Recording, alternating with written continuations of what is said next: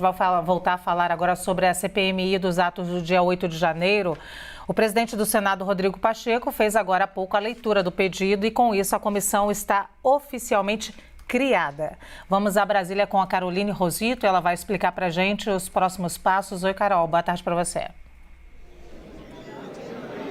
Oi, Luciana, boa tarde para você, boa tarde a todos. Esse foi o primeiro passo, então, para garantir a criação dessa CPMI, essa comissão mista de deputados e senadores que vai investigar os atos do dia 8 de janeiro, né? Agora, o próximo passo, então, é aguardar os líderes partidários indicarem os membros que vão compor essa comissão. Lembrando que são 16 deputados e 16 senadores. O presidente do Senado e do Congresso Nacional, Rodrigo Pacheco, disse, inclusive, que já espera que os trabalhos comecem na próxima semana. A gente lembra que o governo, ou a base do governo, que antes era contra a instalação dessa comissão para investigar ali o que aconteceu de fato no dia 8 de janeiro, os ataques criminosos à sede dos três poderes, agora quer não só a maioria dentro da comissão, mas também o controle, né? A gente está falando de cargos importantes como presidência e relatoria. É isso que a base, os líderes do governo estão brigando nos bastidores para conseguir garantir a partir de agora. A gente lembra que esse posicionamento mudou justamente por causa da saída do ministro do Gabinete de Segurança Institucional. As imagens mostradas pela CNN ali, dele circulando no Palácio do Planalto no dia do ataque, fez com que o governo, então, mudasse esse posicionamento. A estratégia é tentar garantir pelo menos 20 parlamentares dos 32 só da base do governo. Só no Senado, o senador Randolfo Rodrigues já conseguiu, numa manobra que aconteceu hoje, aqui pela manhã, em reuniões de líderes, em reuniões com os parlamentares, garantir 12 nomes que vão ser indicados. Esses nomes ainda não estão oficialmente indicados nessa lista, mas a ideia é que pelo menos 12 do lado do Senado, completando uma lista de 20 dos 32. Bom, isso trouxe ali um prejuízo para a oposição, né, que estava garantindo também maioria e até brigando pelos cargos de relatoria e presidência. Essa queda de braço ainda continua, Luciana, por isso a gente segue acompanhando esses próximos passos também, além da questão da indicação dos membros, PP, MDB, o próprio PL, agora a base do governo diretamente, apesar de não ter nenhuma assinatura ali do PT diretamente, mas vão contar com o apoio de MDB, sim, e PSD, vão brigar pelos cargos mais importantes dentro da comissão, essa que vai investigar os atos do dia 8 de janeiro. Volto com você. Muito obrigada, Carol. A gente segue com o debate com o Tardelli, o Poit, a Samanta e a Priscila nesse momento. Vou começar com o Poit. Quem sai ganhando, quem sai perdendo nessa comissão? Governo ou oposição, Poit? Novamente, Lu, a gente comentou isso esses dias. A minha opinião, politicamente, o governo sai perdendo. Por quê, gente? Porque atuou, verbalizou inúmeras vezes que não tinha necessidade de CPMI ou CPI. CPI é quando é só uma casa legislativa, Senado ou Câmara. CPMI mistura os dois, é mista. Senado e Câmara juntos. Tanto que uma das casas preside, a outra relata o final ali da conclusão. Então o governo sempre atuou, né, tentando barrar, dando declarações públicas, atuando nos bastidores, com inclusive cargos e promessas a senadores e deputados para retirarem assinaturas para não participarem. Portanto, o governo sai perdendo. Agora, dependendo do decorrer, como é que vai se fazer essa CPMI, gente, se a oposição, a gente falou sobre isso ontem, colocar a tropa de choque ideológica, gente para ir lá somente ganhar like, como a gente disse, né, Lu? Caçar like ou fazer uma afronta desrespeitosa, sem argumentos técnicos, sem base, sem dados, aí a oposição acaba ficando enfraquecida.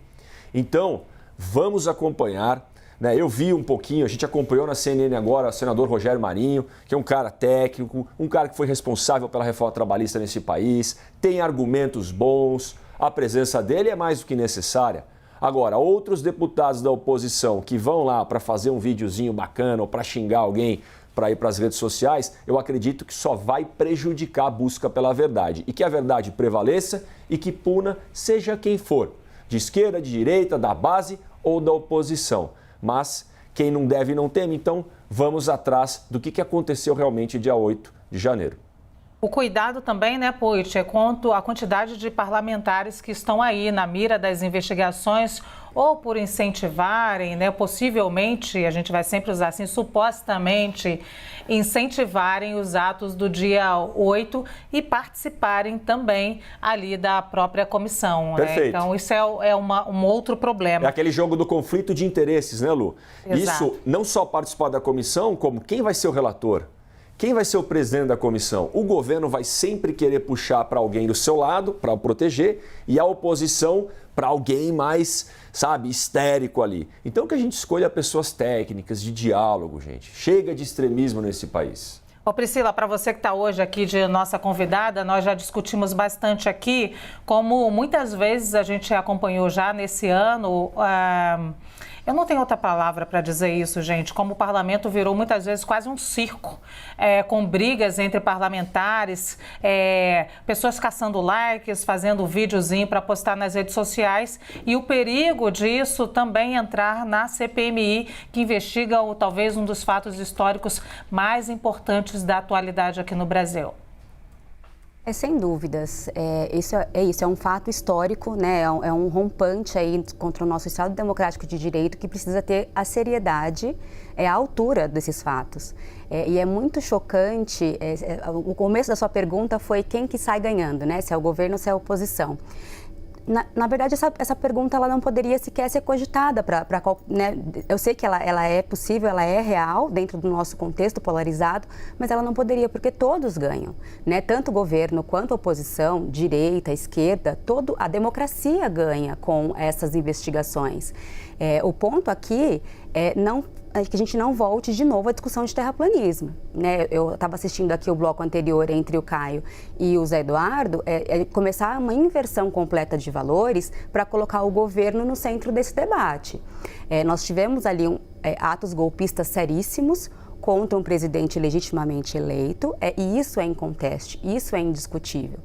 A partir de então, entender ali eventuais negligências, eventuais condutas de determinados agentes se faz extremamente importante. O que não pode ser é essa inversão, olha, tem ali golpistas, né, bolsonaristas que comprovadamente há tempos são apoiadores do ex-presidente, e isso é inconteste, isso já está posto. Essas pessoas têm redes sociais de muitos anos com essas mesmas práticas. Chegar numa lógica hoje de que não, isso foi proporcionado pelo governo e aí de minimizar a responsabilidade dessas pessoas é que não se pode. A CPMI não pode ser um palco, não pode ser de novo esse circo, como você bem apontou. E, infelizmente, a nossa casa, que tem sido ridicularizada pela atuação bizarra, né, de politização e não mais de responsabilidade, não pode seguir sendo essa arena, esse circo. Né? Então, de fato, a CPMI vai ser importante para todos, é importante para a consolidação da nossa democracia, tanto para governo quanto para oposição. Todos vamos sair mais fortes e mais seguros. A nossa democracia vai sair fortalecida disso, desde que esse ato não seja palco palanque político para próximas eleições, para poder angariar posições dentro do Congresso Nacional, mas seja de fato algo para responsabilização. E é isso, sem a inversão de valores terraplanistas, como a gente tem visto agora, de colocar o governo como responsável por esses atos golpistas. Muito bem, para a Samanta e para o Tardelli agora eu vou subir o tom, hein? Tá havendo a inversão de valores terraplanistas, como diz aqui a Priscila, e é claro, eu trago elementos. Tem elementos de fake news, né, gente? E a gente já falou bastante aqui, notícias falsas, dizendo até que o presidente Lula estava lá desde o início, mas tem também algumas narrativas de que teriam infiltrados, essa não é uma linha de investigação da Polícia Federal, tá? Que fique bem claro, mas de que teriam infiltrados entre aqueles bolsonaristas, essa é aí outra narrativa. E tem essa daí de que o governo colaborou. Samanta. Bom, eu vou ousar aqui discordar da doutora Priscila, eu acho que não há uma inversão de valores, até porque o governo só ficou favorável ao CPI depois que as cenas envolvendo o ministro do GSI vieram à tona. E vieram à tona por um furo de reportagem da CNN. Portanto, de alguma maneira, o governo não queria que isso viesse à tona e mudou de postura a favor da instauração da CPI. Concordo com ela que quem se beneficia de uma CPI é toda a sociedade, todo mundo ganha, a democracia ganha. Não tenho esperança que não seja um palco, porque historicamente as CPIs são um palco. A gente está falando de políticos e políticos querem voto e vão usar a CPI como trampolim. Mas a despeito de tudo isso que prejudica a democracia e que, infelizmente, faz parte, né? Esses políticos foram eleitos, isso aconteceu com a CPI da Covid e muitos foram reeleitos, o que significa que contam com a anuência de grande parte do eleitorado. Os benefícios de uma CPI são muito grandes, porque a possibilidade de investigação de uma CPI é grande. Quebrar sigilo bancário, fiscal, telefônico, vão ser trazidas muitos elementos para serem discutidos com transparência. A questão de quem os partidos vão indicar, normalmente, se a gente olhar historicamente, os partidos tendem a indicar pessoas que têm critério técnico, até porque dominam, né, a estrutura da CPI. Agora, tem uma regra constitucional, a CPI não pode ser composta por um único partido. Todas as comissões do parlamento devem respeitar o princípio da proporcionalidade, ou seja, na medida do possível, todos os partidos políticos têm que ter representação dentro da CPI. É claro que os partidos que tiverem a maior bancada vão indicar o presidente e o relator dessa CPI, que é o que vai ditar o ritmo, mas que os benefícios vão ser muito grandes e que o governo, de certa forma, tem que explicar a atitude do ministro do GSI, que era homem de confiança do presidente da República e que tinha como função, porque o GSI tem como função assessorar o presidente da República nas questões de segurança pública, o que ele assessorou o presidente no dia 8 de janeiro? Com quem ele falava tanto ao telefone? Isso tudo tem que ser explicado. A gente não está aqui dizendo que o governo participou, não, mas que está muito nebuloso. Isso tem que vir à tona e não veio à tona nas investigações do STF, que já recebeu várias denúncias e nem sequer tinha ouvido o ministro do GSI até os vídeos da CNN. Com certeza a CPI vai esclarecer isso e a sociedade precisa desse esclarecimento. Tardelli. É inegável que a instalação da CPMI, nesse momento em que o governo está começando a se estruturar com grandes questões, precisa formar sua base parlamentar, precisa aprovar a reforma tributária, precisa aprovar o arcabouço fiscal, precisa fazer com que as coisas andem. Essa CPMI, ela é inoportuna, não há dúvida alguma. Ademais, nossa, eu detesto, não sei nem como é que eu peguei esse ademais, de vez em quando eu tenho uns atos falhos, assim, me perdoem. Prometo não repetir nunca mais, certo? Ademais, certo?